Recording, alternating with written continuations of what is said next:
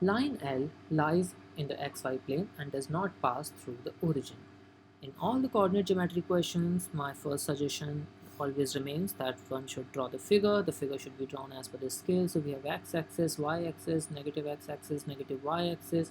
Here we have the origin O, which has the coordinate 0, 0. So there is a line that does not pass through origin. What is the slope of line L?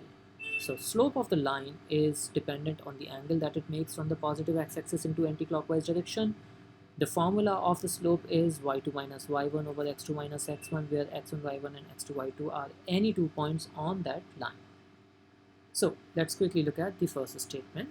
The first statement says that x-intercept of line L is twice the y-intercept of line L. So the x-intercept is twice the y-intercept, which means if the y-intercept,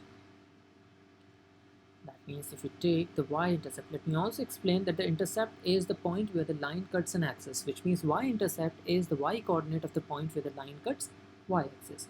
So if I assume that y-intercept is equal to 4, in that case x-intercept will be equal to, x-intercept is twice the y-intercept, will be equal to 8. That means we are saying that if x-intercept is here 8, 0, the y-intercept will be here 4, 0. Using these 2 points we can find out the slope.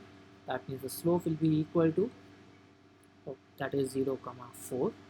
4 minus 0 over 0 minus 8, so that becomes equal to negative 1 over 2.